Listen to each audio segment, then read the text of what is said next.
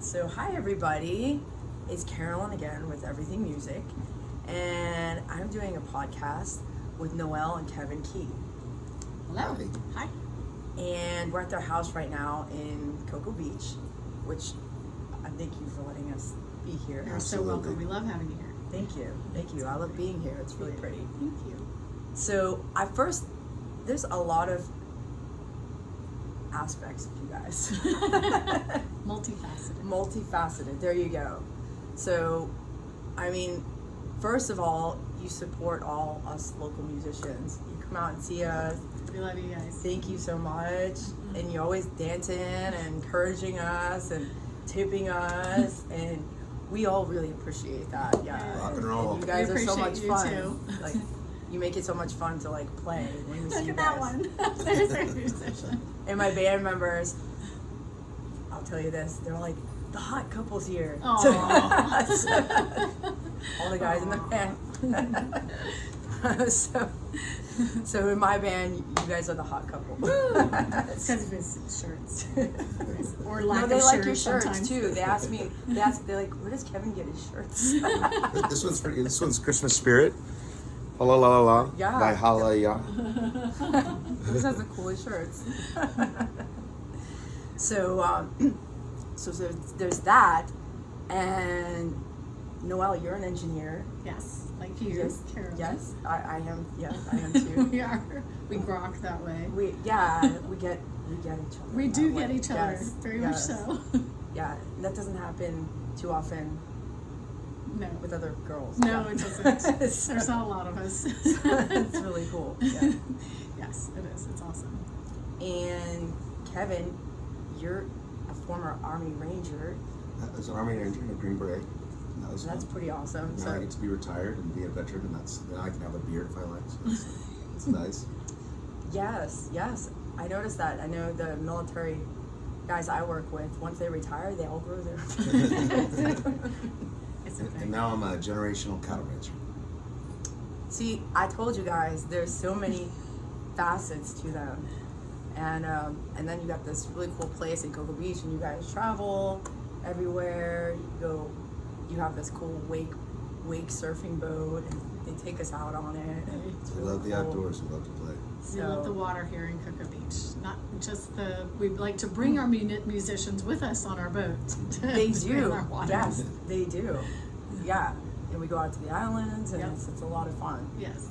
And you guys got a lot of things going on. You guys are entrepreneurs, and you got a lot of projects out. I know you work on startup tech Yep. companies too, Yep. and Yep. so yeah, there's so many things that we could talk about.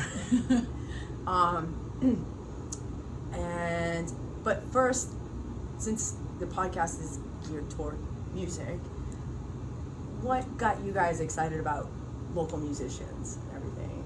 Here in Cocoa Beach? Yeah. Oh, well, I mean, when we first visited, we met Josh, who is who's actually in the audience here. Hey, Josh. We instantly just had a connection and friendship with people. People were extremely open. The musicians, I don't know, there's sort of a spiritual connection with Cocoa Beach just in general. The vibe is so community oriented. Everyone gets along, even from the establishments too that welcome the musicians in and have them at their establishments. So it's not just, oh, I'm going out to a bar to drink or listen to a DJ. There's actually somebody who's pouring their heart out up on stage for us, and every one of the musicians that we met within weeks of us coming to Cocoa Beach, because we came to Cocoa Beach in 2019 before COVID, and we met so many musicians within just a few weeks of us being here. And And we're such centers of the community. There's just pillars. There's so many people commune around. The venues are always a calling card for a cause or just somebody needs help, and the musicians are the center focal point of our community, and I just love being around it and supporting it. I think it's so important. We do have a great community here for musicians here in Cocoa Beach, and I'm really thankful that we could be a part of it, and that there's always some kind of benefit or something going on to help Yes. somebody, and So it's really great that way. And it's also darn good music. Yeah. Which is- Yeah, there's a lot of talent here that, I mean, people wouldn't realize if they're not from here. And even tourists that come into town, they come back every year and they're like, I want to make sure I see your band again next year. And you know, that happens with all the bands and stuff, which is really cool. It's so good. You know, I've lived in 13 different states and been all over the world, and there's live music pretty much wherever you go. But I've really never lived anywhere where it's so good in such a small area. Like I always say, you know, I think I'd like to see a battle of the bands on the beach between Nashville and Cocoa Beach, because per capita, the music scene is so good here. The amount of quality musicians is just amazing. Right. It's pretty cool. I don't know how that happened, but it's pretty awesome. Let's hope it stays. Yeah, definitely. So they come and see like all the bands and support us, and it's really awesome. And that's one of the reasons I wanted to bring you. But you're also starting a really cool business too. Yes, Cosmic Tiki. Tiki. We're Cosmic hoping to Tiki. be open this month on Christmas Eve, downtown Cocoa Beach. It's a family entertainment center right on the beach where showers and indoor arcade and outdoor pool, which won't be done probably till the beginning of next year, but it'll be heated. And you want to go talk a little bit more about Yeah, so that? and it has an indoor play area. We focused the arcade really on getting the energy out for the kids. You know, they go to the beach and they come and they want, you know, you don't want them sitting at arcade games. We have climbing walls, Instead, bounce we houses. we have a climbing wall and a bounce Wow. house and a play area for kids, and we're going to set up lots of events so that it's a very family friendly area. And that was one thing when we came to Cocoa Beach. We had children, and even though they were growing up, more teenagers, we learned that there was just not a lot for our kids to do on the beach. true. And so we wanted to offer something for an entire family to have fun to do, and then get cleaned up in our area, and then go to a nice restaurant downtown. So We not only like to support the musicians, which is a probably center point of what we believe in. However, we also like to support the local businesses, and we notice that a lot of the people that come, whether they be day trippers or coming off a cruise ship, they go to the beach and there's nowhere really to shower other than you can go to the parking garage, but that's a little bit of a hump. And if you didn't park there or near it, then you got a little bit of a problem. You got Lori Wilson Park, there's one shower, and then you still can't access a lot of things. So families need a place to rinse off, get ready, and Nana can't use the restroom unless she buys a cheeseburger somewhere. Yeah. So we want to provide the access that someone can buy an all-day pass. Go enjoy the beach. Go enjoy a restaurant. Come back as many times as you want. And we'll be selling wristbands for $20, and that just allows you to come and go. And we hope we provide something of value to our community that we love. That's pretty awesome, and we do need something like that in downtown Cocoa Beach. And it's the location right off First Street. First Street North, yeah. Right? So just a block north of Minutemen. So real close to downtown. Real close to everything. Yep. Walking distance to all the restaurants and everything, which is really cool. But Yep. there wasn't anything really for families. Mm-hmm. So that'll be like a major breakthrough for Hope for so. downtown. We hope so. We kind of Yeah. it was fun kind of coming up with it because I used a lot of the techniques they taught me in the military. It just wasn't a sexy jump out of an airplane insertion to the objective, but it was the same reconnaissance skills that they taught me. The only difference is I was drinking a cup of coffee and taking notes and sitting in broad daylight with my car right over there. But Kinda the same, watching. but the same principles apply. What do we want to do? What works? How does this go? And then, What do people need? and then with your business mind, we were able to kind of come up with something that we threw together and put in a hat, and we shook it up, and I think it might just be something that works for our community. I hope it is. Yeah. And that's really cool that you study the place. Like some people come up with it, they're like, I want a business that does this. But do they need that? So like it's good you did your homework and Yeah. They just your watched. reconnaissance work. Yeah, and we watched they Originally, we went- were going to do axe throwing and a selfie museum and a whole bunch of other stuff, but then we just spent time paying attention to the clientele that was going through the First Street access to the beach and looking at what was happening, watching families try to wipe kids' feet off with wet naps, and kids crying. especially in and that area too. Yeah, it's, yeah. they really need the ability to get a shower if they want, the ability to go to a restaurant and not be full of sand and a big mess. Yeah, and that there definitely is a need for that. And thank you guys for thinking of that because we Yay. really need that, something like that here, Yay. Thanks. helping to boost the economy in downtown Cocoa Beach and make the atmosphere better for all families. So thank you for investing in that. Thank you. Thank you. And now you have another project. You guys wrote a book Yes. now, We did. It just came out a few weeks ago. Yes. and we have it right here. Here, I'll show it to everybody. The Cow is How. It's our book. Yeah.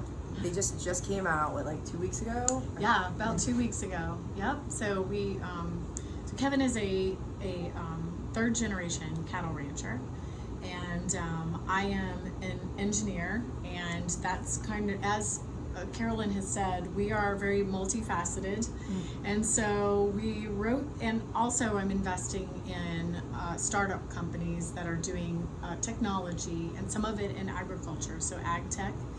And it was sort of a confluence between the third generation cattle ranching, the engineering mindset, and wanting to do good for people and planet.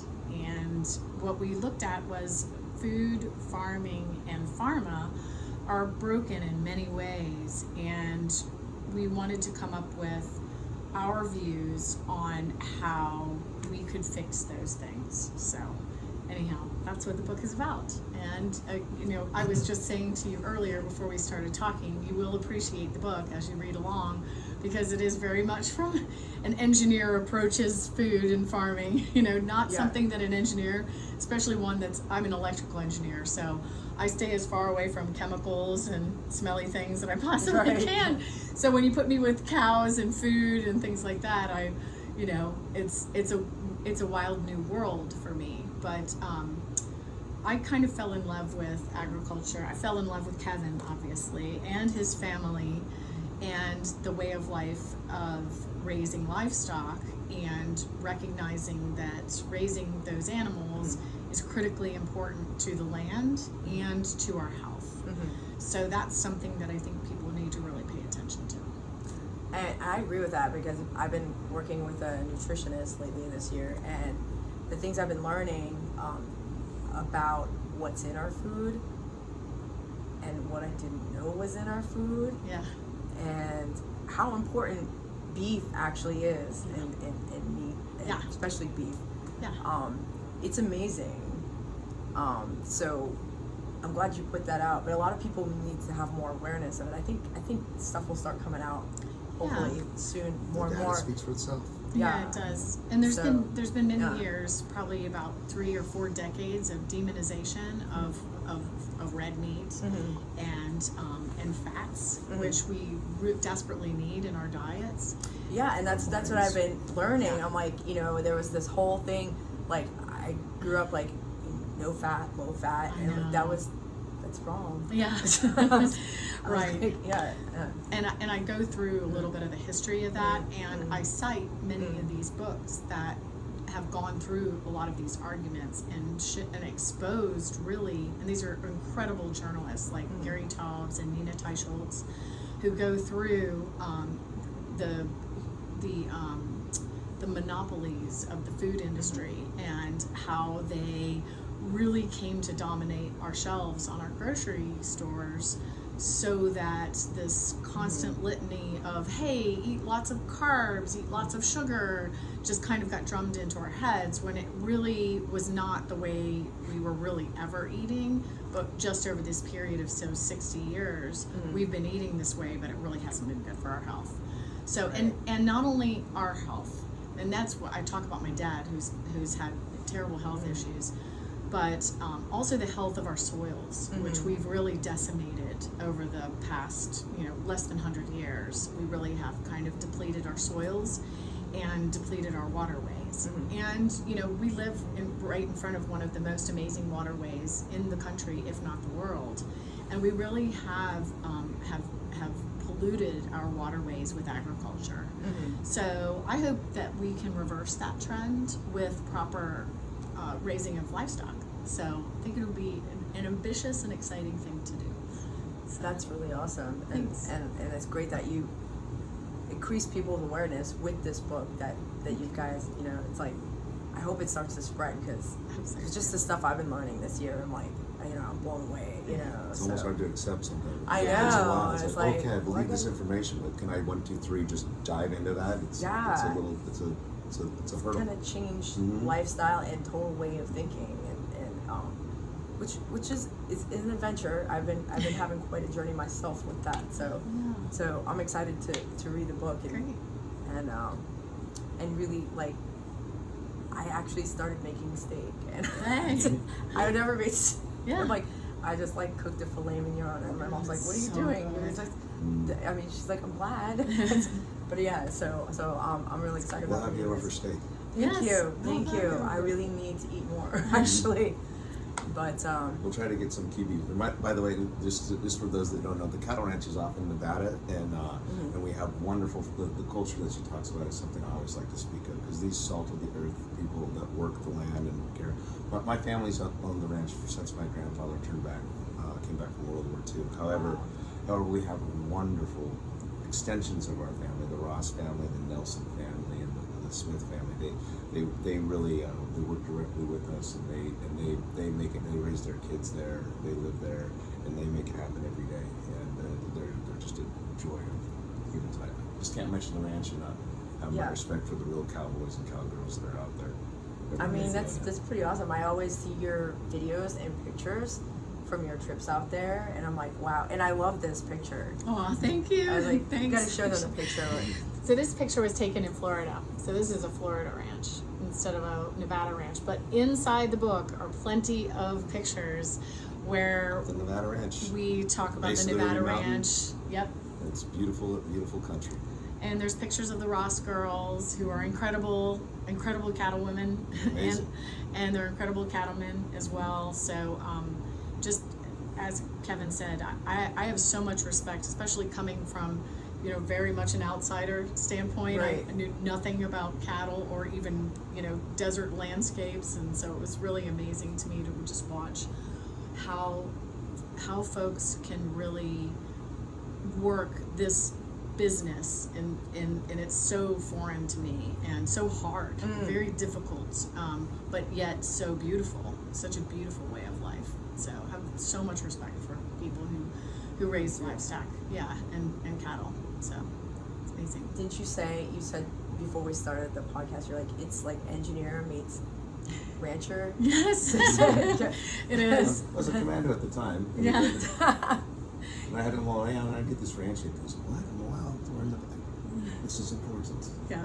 But if you met his dad, then I did have to run a little bit of a gauntlet, and really? he knows. I'm looking into the camera. he's like the John Dutton. He really is. But he's pretty amazing, Kevin's dad. I'm about the only one that can see him in the crowd. Yeah. Yeah. So this guy's like no nonsense. No nonsense. Big handle There's pictures of him in here too. Oh wow. Yeah. Oh, that's cool. Oh, we get to hear about the dad. And yes, you do. What's your dad's name? John. Yeah, he's amazing. He's doesn't have an email address, so I can say whatever I want about him on this. There ain't no chance of him. He doesn't do anything digital. He was a very successful corporate business attorney and president of his firm. Really? And did a lot. He will never admit that now.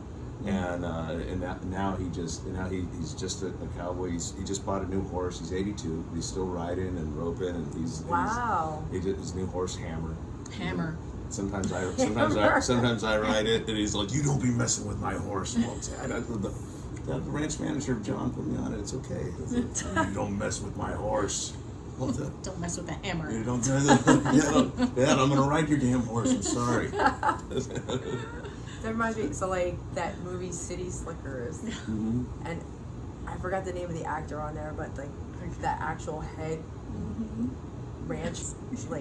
rancher guy that he comes out later and he starts curly and he's like he played his harmonica and sang about tumbleweeds or something. Yeah, I wish we had that. We don't have the musicians until she showed up. She's a little bit of a musician, but my dad's he's a good character to be around. I really love working with him, love being around him. We have a place out there too, and they actually live in Reno, but we go and spend a lot of time on the ranch together. That's awesome. Yeah. I didn't know you guys had a place out there too. Yeah. Okay. Yeah. Oh, that's cool. Yeah, we're living the dual life. So Florida and Nevada. So we go back and forth. And then sometimes you're on your boat in the Bahamas. So yes. Yeah, we have a boat. That's a different thing. That's yet another That's a facet. different thing. I was like, I started to like, We're blue water sailors, and we have a sailboat, a charter business that we run out of the Bahamas. Bahamas, and we love sailing on the ocean, in the open sea, and it's a different thing. Yeah, I'm trying to like get everything in. Sorry. Yeah, and you were in a band too, right? I was in a band. Yeah. Yes, yeah. I was for a while, and I got to sing with Josh the other night. You got which to sing was with Josh Super too? awesome. Yes, it was a lot of fun. Where are you going, Josh? He fell over. Chasing a girl. Oh. Did you find anybody back there? On my cover. But yes, I was also singing when I was. Who's that? I love these guys. We love him. We do. How did he get back there? That was awesome. Anyways. You can edit that. No, I'm keeping it in there. I'm keeping it in there. I get at least 200,000 more followers from that. The guy in the corner. Where's the guy? No, it's a chick he was looking for. I was looking under the Christmas tree.